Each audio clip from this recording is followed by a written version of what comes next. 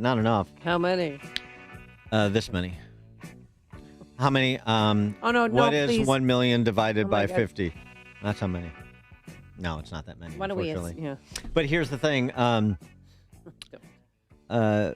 Turning the attention, Dan Muser and others, constantly on energy independence, what was happening under the previous president, what is happening under this president, try again to move the Keystone XL pipeline, as Muser has, especially being from Pennsylvania, and also other policies that promote energy production in America. Here's what Muser had to say on Maria Bartiromo's show yesterday. I mean, they're literally choosing Venezuela over Pennsylvania. They're choosing Tehran over Texas. So that needs to be reversed. It's all part of an inverted policy, and it's green based, and it's woke. It's not realistic. It's not about results, Maria, and it's very, very dangerous. Yeah. You know, this left hates pipelines. Yeah. They hate them because pipelines have a sustaining effect to them, an infrastructure where there's some staying power to it. Yet it's our national security. Good point about the staying power of the pipeline, and that's what the left can't tolerate. More on this. Please be joined by Steve Moore, economist, Trumponomics, and Govzilla, or his recent book, Govzilla author. Steve Moore, thanks for joining us. Appreciate it. Good morning, guys. How about Representative Muser? He's over the target, isn't he? So I wrote my column this week, my weekly column on this very subject. As you know, I also wrote a book about 5 years ago, Dan and Amy, called Fueling Freedom, Exposing the Mad War on Energy. And I guess I was a little ahead of my time because what Biden has waged is a mad war on American energy. And one of the points I made in my column was that, you know, there's been a big debate for the last 20 years about, is climate change a science? Is it a religion? Is it fact-based? Well, the one thing we now know for sure is that the climate change issue has become an enormous albatross around the neck of the Democratic Party. They have put this wacko theory that somehow the government's going to change the temperature of the planet ahead of American jobs, ahead of American security, ahead of American economic growth. And now Americans can see very clearly with their own two eyes how lunatic this climate change movement is and how anti-American it is. So it makes zero sense.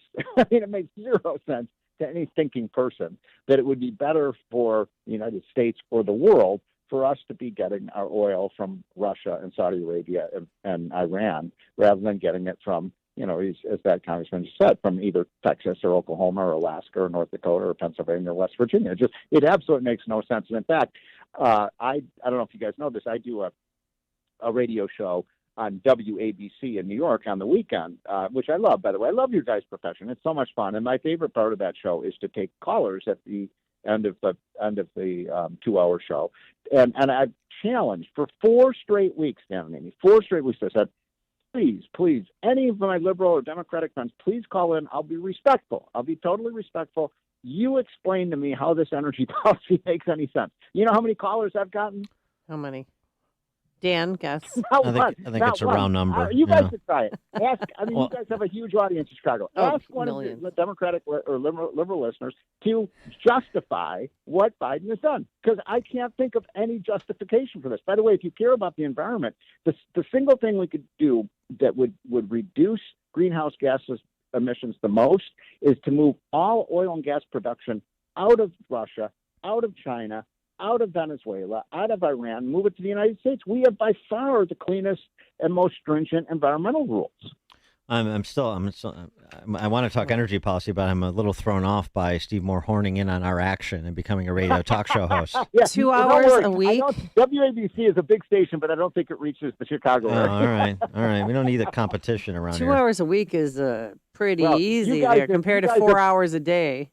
I know. Well, you guys have taught me over the years the tricks of the trade. So, but I love it, by the way. I've got to say, Rush Limbaugh was one of the great radio talk show host of all time. We created the industry.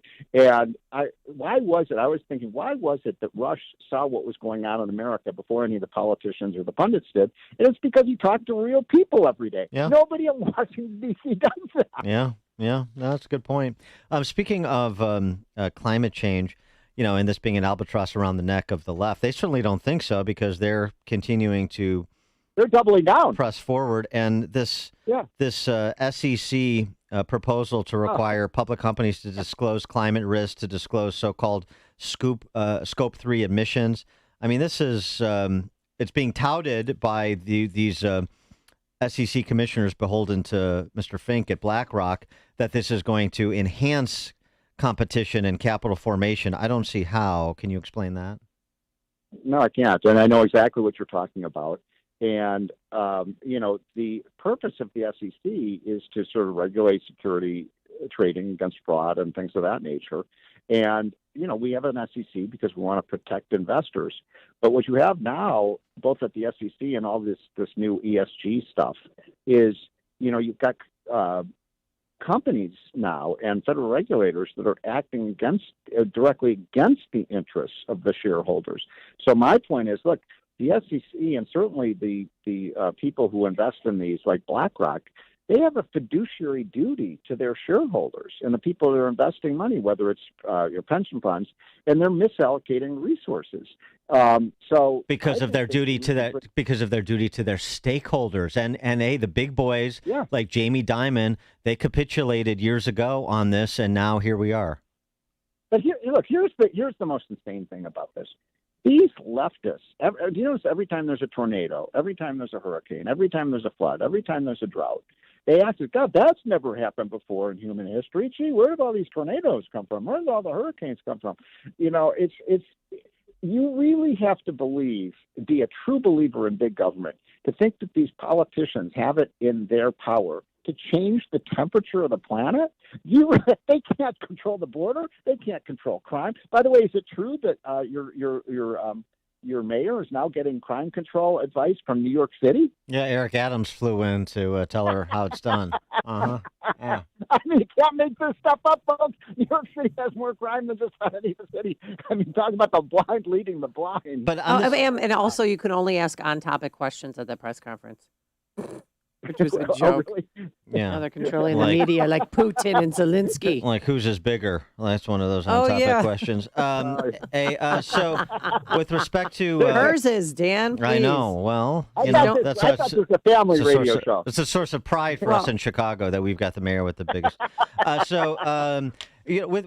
With respect to this SEC rule, this is administrative stuff, and if you're not if you're not a fiduciary to a publicly traded company, or you don't read the business page, you may not be paying much attention to this. But this is a big deal. Number one, because the SEC has oversight of private companies too. Any company that seeks to raise money.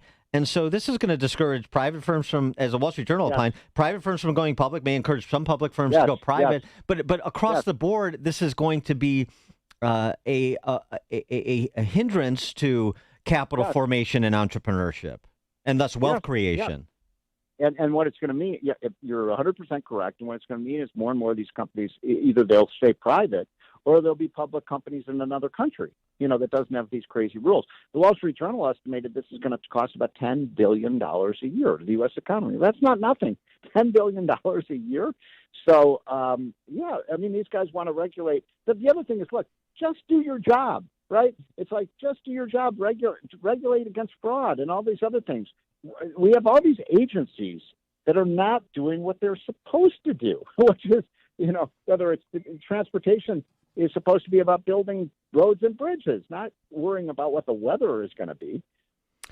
He is Steve Moore, economist, Wall Street Journal columnist, author of both Trumponomics and Govzilla. And now a radio host. And a radio talk show host. And Fueling Freedom. Get all of his books and then listen to him on WABC on the weekends. He's a radio talk show host. He's on every platform, every medium. We can't escape you. And especially